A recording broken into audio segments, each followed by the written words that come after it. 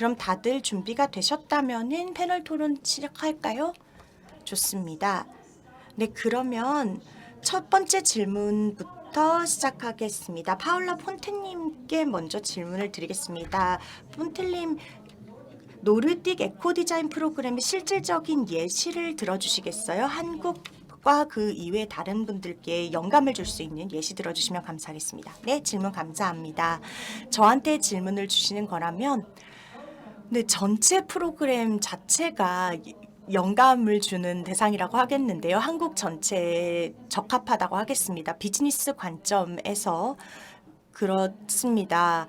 여러 어려움, 기회, 문제점 등이 다 유사할 것이라고 생각합니다. 지역이나 국가에 상관없이요. 지역적인 차이, 국가의 차이에 상관없이 마주하는 어려움이나 문제, 기회는 비슷할 것이기 때문에요.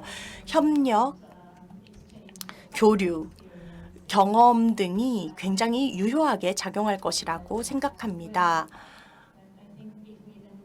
그런데 또 기업 차원으로 넘어가서 기업들이 프로그램 도중에 어떤 것들을 개발했는지를 본다면 그게 기업들의 기밀에 연관이 되어 있을 겁니다. 기업들이 신제품을 많이 개발했거든요. 나중에 추후 발표할 제품들을 그 프로그램 도중에 개발했는데 그때 기업들이 집중한 내용들은 그 소재 루프를 닫기, 그리고 회수 시스템을 구축하기, 그리고 섬유 제품을 고객들에게서 회수하기, 그리고 고객과의 관계를 심화하고 강화하기. 그래서 더 유의미한 무언가를 고객들에게 제공하기. 이런 개념들을 기업들이 주로 활용했습니다. 흔히 기업들이 활용을 한 개념들이 그것이었습니다. 네, 감사합니다. 인사이트 공유 감사합니다. 흥미롭네요. Mr. Jung, based 네, 정 전문위원님, 그간의 경험에 비추어 볼 때 새로운 EU 지속 가능성 규정을 준비하는 한국 기업들이 직면한 가장 큰 도전 과제 혹은 문제는 무엇일까요?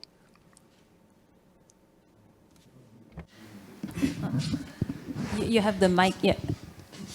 네, 마이크에 대고 답변해 주시면 감사하겠습니다.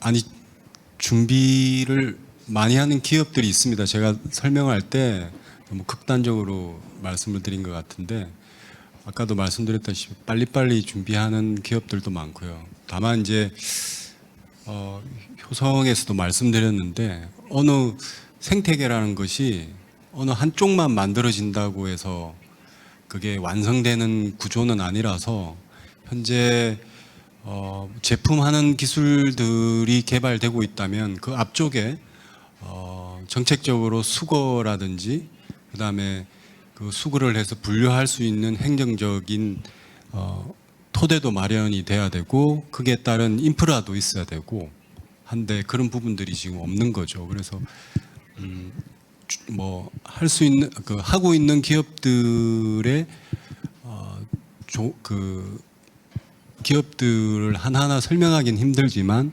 어찌되었든 그 뭐 효성뿐만 아니라 각 기업들이 조금씩은 다 그 ESG라든지 뭐 친환경에 대해서 깊은 고민들은 하고 계십니다. 다만 이제 좀 정책적으로 뒷받침될 수 있도록 전체 생태계를 만들어가는 것들은 협업이기 때문에 그런 부분들이 조금 뭐 안 되는 것 같습니다. 네.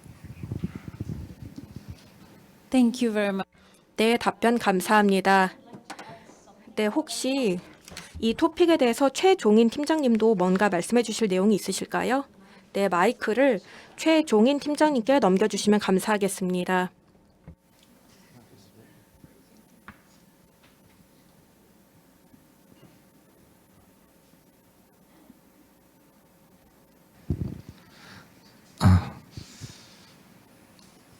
예, 저희 산업계 회사 입장에서 말씀을 드리자면은 생태계 구성이 되어 있는 상태에서 이제 진입을 한다는 거는 굉장히 좀 용이하고 쉬운 일인데요.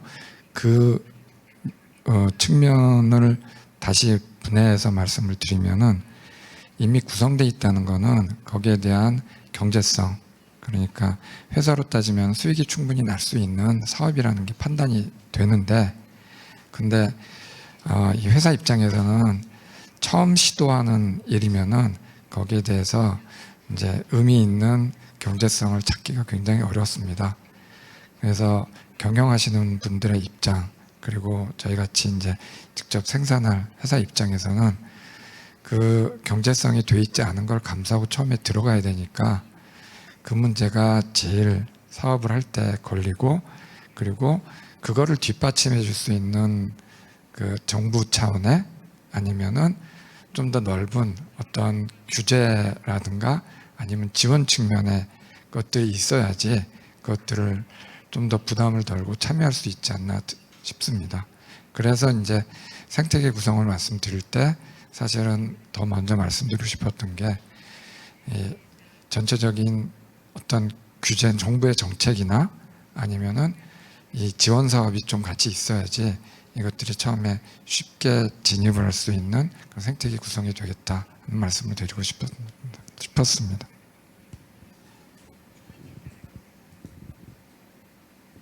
Thank you. 감사합니다. 그 마이크는 계속 가지고 계시면 될 것 같아요. In textile innovation,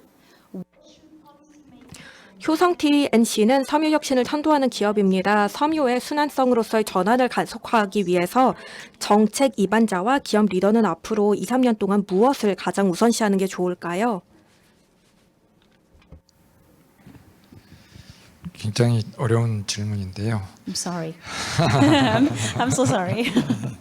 네, 정말 죄송합니다. 네, 천천히 답변해 주셔도 괜찮습니다.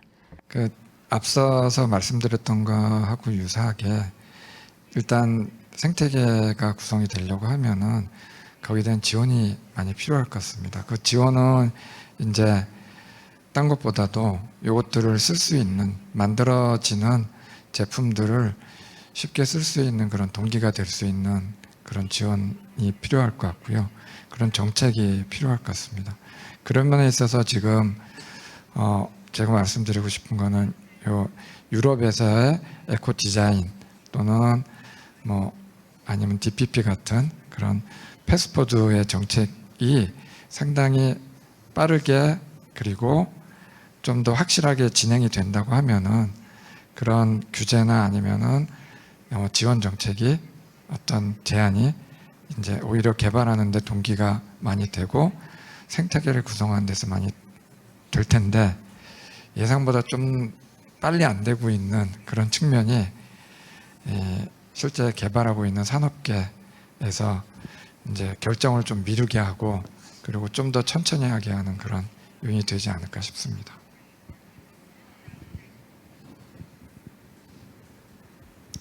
Thank you very much for your answer. 네, 답변 감사드립니다. 그럼 이제 스칼리아 국장님께 질문 드리겠습니다. 스칼리아 국장님, 16개 법안이 직접적으로 섬유 산업에 영향을 줄 것이고 이게 지금 EU에서 만들어지고 있다고 말씀하셨는데 유럽 업계가 어떻게 대응하고 있나요? 지금 산업이나 업계들은 우려하고 있습니다. 왜냐하면 이 16개 법안이 많은 변화를 불러일으키고 있기 때문입니다. 어려운 시기이고요. 이게 업계에 어떤 영향을 끼칠지 아직 확실치 않습니다. 최 팀장님께서 말씀하셨다시피 이 법안이 계속 생겨나고 있고 올바른 선택을 내리는 것이 중요해질 것입니다.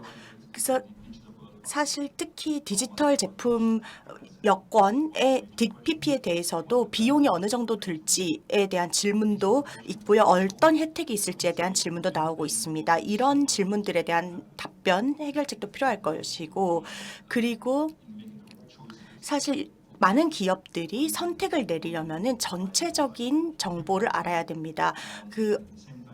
재활용 소재를 얼마나 많이 활용하는가, 그리고 또 어떤 데이터들을 더 많이 수집해야 하는가 이런 것들도 앞으로 중요해질 것입니다. 그래서 이 업계 전반적으로는 변화를 지지하지만 법안이 제대로 수립이 되어야 되고 그리고 이 구체적인 세부 사항들이 기업들에 제공이 되어야 기업들도 대비할 수 있을 것입니다.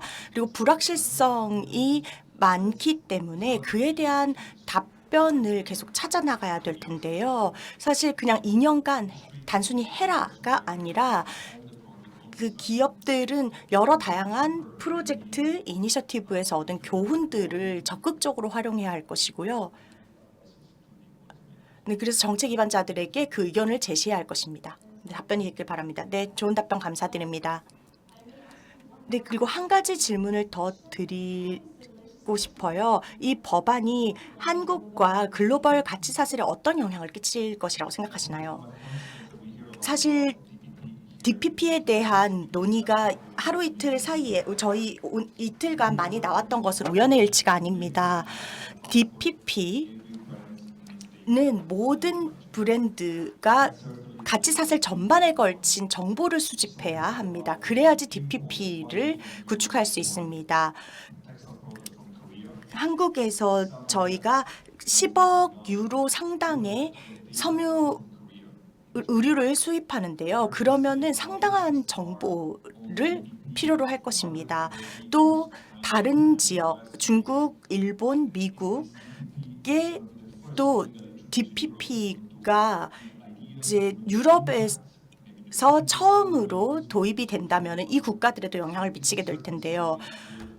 이 영향은 한국의 가치 사슬에도 당연히 미칠 것일 겁니다. 그리고 두 번째는 저희가 만약에 재활용 소재를 사용하도록 요구하게 된다면 재활용 소재에 대한 투자가 상당히 많이 요구될 것입니다. 한국, 베트남, 유럽 등지에서 한국 기업들이 다 투자를 해야 될 것이고요. 그러니까 한국 기업들도 이 투자에서 예외가 아닐 것입니다. 그리고 제가 아까 말씀드렸듯이 이 제품의 지속 가능성과 발자국을 측정하기 위한 하나의 통일된 방법론이 필요할 것입니다. 유럽에서는 이를 위해서 몇 년간 노력을 해왔는데 아직은 최종이 아니고 더 개선이 필요합니다. 미세 플라스틱에 대한 언급도 아까 나갔지만 환경 발자국을 측정하기 위한 방법론을 하나로 통합해야 할 필요성이 반드시 있습니다. 그래서 이걸 법안에서도 다뤄야 될 것이고요. 네, 감사합니다. 스칼리아 국장님. 그럼 이제 일반적인 질문을 저희 모든 연사분들께 드리겠습니다. 모든 연사분들이 이 질문에 대한 답변을 해주시면 됩니다. 섬유 산업이 더 지속 가능하려면 한 가지 조건을 꼭 그 정책이든 가치 사슬이든 방식, 그러니까 사고 방식이든 뭔가 하나를 꼭 바꿔야 된다면 어떤 것을 바꿔야 될까요? 스칼리아 국장님부터 답변 부탁드립니다.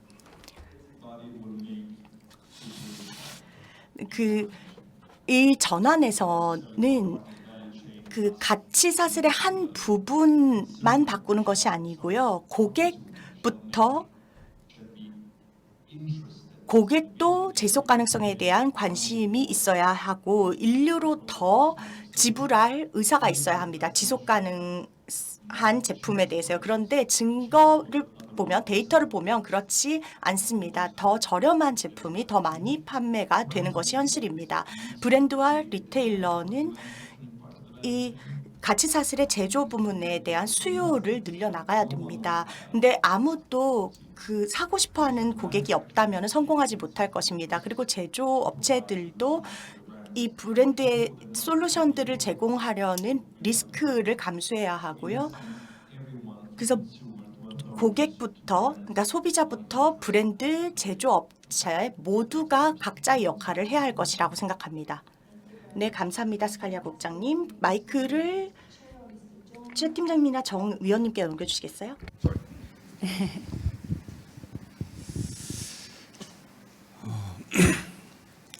옆에 이야기하실 때 제가 짧게 고민을 해봤는데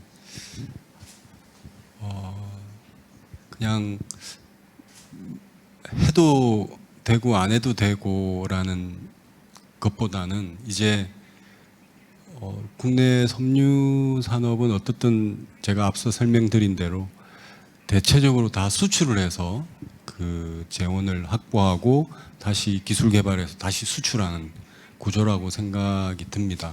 그렇다면 결국 해도 되고 안 해도 되고 하면 현재 좋은 것이 아니라 이제는 꼭 해야 되는 그 생존에 와 있다라고 생각이 들어요. 27년, 뭐 28년에 어찌되었던 유럽이 TPP를 시행을 하게 되면 방금 말씀하신 대로 우리 국내에 끼치는 영향이 작지만은 않을 것입니다. 시스템도 바꿔야 되고 생각도 바꿔야 되고 뭐 마케팅에서부터 뭐 생각하지도 못했던 회수해서 다시 어떻게 여러 가지들이 바뀌어야 되니까 이게 정말 무역 장벽 또는 생존하고 연결이 되는 거라서 그냥 나이스 투 해브가 아니라 머스트 해브가 되지 않을까라는 생각이 듭니다. 네. Thank you. 네, 답변 감사합니다.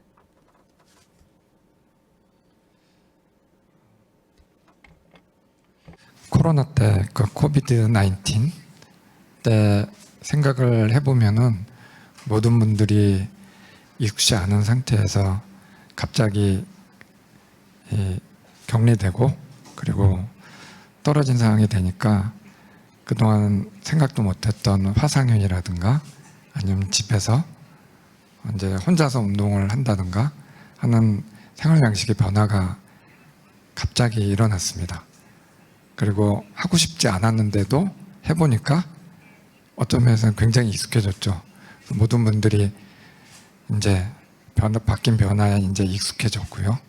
그것처럼 이제 어떤 인식의 변화 그리고 저희들이 지금 추구하는 순환 경제를 통한 이런 텍스타일 섬유의 재활용 그리고 그걸 가지고 다 모든 생태계가 구성이 돼서 산업화가 되고 잘 돌아갈 수 있도록 해주는 거는 이제 궁극적으로는 모든 분들의 인식의 변화가 일어나야 되겠지만 그 계기가 되는 어떤 규제라든가 정책의 변화 어떤 뭔가 바뀌는 것이 일어나야 될 것 같은데 그게 언제쯤 일어날 것인가가 모두의 관심사일 것 같습니다. 분명히 일어나긴 할 텐데 그게 20년 뒤에 일어날 것인가 10년 뒤에 일어날 것인가 아니면 갑자기 1, 2년 뒤에 일어나서 어쩔 수 없이 그렇지 못한 데는 도태가 되거나 큰 문제가 되고 하는 게 될까 하는 게 큰 관심사인데요. 그런 면에 있어서 이제 좀 앞서 나가고 생각이 있으신 분들 그리고 그걸 준비하는 기업가, 연구소, 대학 그리고 모든 기관 분들은 좀 더 빨리 오기를 바라고 있는데 그 계기가 좀 더 빨리 와서 모든 분들이 어쩔 수 없이 당연히 이게 좋은 것이다. 순환 경제 그리고 재사용 해야 되는 것이고 그것들이 앞서 우리 스칼리아 위원장님이 말씀해 주신 것처럼 인류를 더 지불을 아니면은 당연히 해야 되는 이런 식으로 의사가 생각이 바뀌어가지고 빨리 오기를 바라고 있습니다. Thank you very 감사합니다. 네, 그럼 이제 파울라 폰텔 창립자님 부탁드립니다. 네, 섬유 산업과 지속 가능성에 대해서 전반적으로 생각해 보면 저희가 오늘 발표에서도 들어봤지만 환경에 대한 영향에 대한 얘기도 했었고요. 산업이 환경에 끼치는 영향을 해결하기 위해서 저는 에코 디자인 ESPR 지속 가능한 제품에 대한 에코 디자인 규정을 환영합니다. 왜냐하면 그 제품이 환경에 끼치는 영향의 80%는 디자인 단계에서 결정되기 때문입니다. 그렇기 때문에 저는 이 ESPR이 지속 가능한 제품 규정을 위한 에코 디자인 규정이 정말로 근본적인 규정이 될 것이라고 생각합니다. 왜냐하면 유럽에서는 섬유 산업과 다른 산업의 지속 가능성에 대해서 1세기 동안 노력을 해왔습니다. 그럼에도 불구하고 많은 환경 문제를 겪고 있기 때문에 이 새로운 이니셔티브인 ESPR이 많은 도움이 될 것이라고 생각합니다. 그리고 환경 문제 해결에 특히나 섬유 산업이 직면한 환경 문제 해결에 도움이 될 것이라고 생각합니다. 지속 가능성 측면에서 가치사슬 전반에 여러 문제가 있기 때문에 그런 문제들을 간과해서는 안 된다고 생각합니다. 경제적, 사회적인 지속 가능성을 추구할 필요가 있고요. 그리고 또 여러 다양한 주체들에 대해서 생각을 해보면은 이 순환 시스템에 누가 필요하고 누가 주체인가를 생각해 본다면 브랜드들, 생산자, 또 최종 제품을 디자인하는 디자이너들이 정말로 중요한 역할을 한다고 생각합니다. 왜냐하면 이 모든 더 지속 가능한 대안에 대한 수요가 있어야 하니까요. 더 지속 가능한 대안 섬유 등 우리가 개발한 제품에 대한 수요가 필요할 겁니다. 물론 법안을 통한 수요 창출도 가능할 것이고요. 네, 감사드립니다. 모든 연사분들 답변 대단히 감사드립니다. 그럼 이제 청중분들의 질문을 받아보겠습니다. 혹시 질문 있으실까요? 네, 저기 계시는데요. 마이크를 전달해 주시기 바랍니다.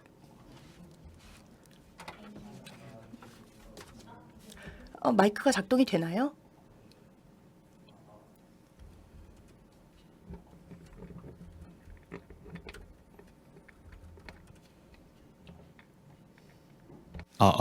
Yeah. Hi. 안녕하세요. 저는 세그먼트입니다. 저는 한국 섬유 산업에 종사하고 있고 스칼리아 국장님께 질문이 있습니다. 그 데이터 균일화의 중요성에 대해서 말씀하셨습니다. 모든 관계자들이 그 데이터를 균일하게 유지하는 것이 DPP에 중요하다고 말씀을 하셨어요. 이게 2028년까지 진행될 것으로 예상하시나요? 마이크를 스칼리아 국장님께 전달 부탁드립니다. 작동되나요? 네. 시기에 대해서 말씀을 드리면 그 이전의 개입에 대해서 말씀을 드렸는데 계획상으로는 그 법문을 2026년까지 완성을 하는 것이 계획입니다. 그러면은 18개월 정도 이 공급망에 있는 기업들이 준비할 시간이 있을 것입니다. 그래서 기업들이 법규 준수를 하기까지 18개월의 유예 기간이 있을 것인데요. 근데 아마 이 시기가 더 길어질 수 있을 것 같습니다. 왜냐하면 이 의사결정을 하고 그 다음에 법률 조문이 나오기까지 조금 더 시간이 걸릴 수 있기 때문에요. 그래서 한 2년 정도 시간이 걸릴 것으로 예상되고요. 그리고 추가적인 시간이 더 필요하거나 더 걸릴 수도 있습니다.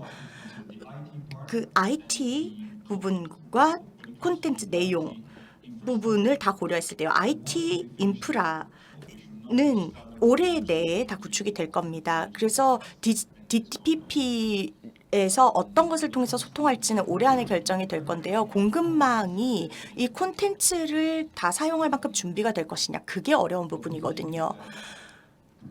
저희 생각에는 이 DPP가 그 최소한의 정보로 시작할 것이라고 생각합니다. 일단은 사용할 수 있을 정도의 정보만 가지고 시작하자는 거죠. 수천만 개의 정보, 수천만 개의 화학물질에 대한 정보를 다 제공하고 시작하는 것이 아니라요. 일단 최소한만 가지고 시작하고 이게 작동이 잘 되는지 보자라고 하는 거죠. 그러니까 MVP라고 하죠. 보통 최소 기능 제품 시스템을만 구축해서 시작을 하도록 하고요. 그리고 2년 정도의 시간이 있다면, 그리고 IT 인프라가 이미 구축이 되어 있다면, 그리고 적은 콘텐츠로 시작을 한다면 가능할 것이라고 봅니다. 근데 제가 만약이라는 표현을 많이 썼죠. 뭐뭐 한다면이라는 가정법을 많이 썼는데요. 이 정책 입안자 분들이 이 어느 정도까지 할 거냐에 달려 있습니다. 제가 너무 목표를 낮게 잡으려고 하는 것이 아니라 현실적이자는 겁니다. 근데 이게 법을 만들고 그 이후에 조금 수정해 나가는 것이 현실적으로 가능할 것이라고 봅니다. 예전에는 너무 처음부터 법을 크게 만들려고 하다가 그 다음에는 이게 현실적으로 적용이나 채택이 불가능해서 6개월 뒤에 어쩔 수 없이 불가피하게 수정하는 경우들이 있었거든요. 그래서 이번에는 조금 2년 안에 현실적으로 사용 가능한 수준으로 만들려고 합니다. 네, 감사합니다. 한 개 마지막 질문만 청중분들께 한테서 받아볼까요? 한 2분 정도 짧은 답변을 연사분들이 주시면 되겠습니다. 마지막 한 개 질문 있을까요? 없으신가요? 네, 없으시면 추가 질문이 없으시면 이제 오늘 세션 마무리하면 될 것 같습니다.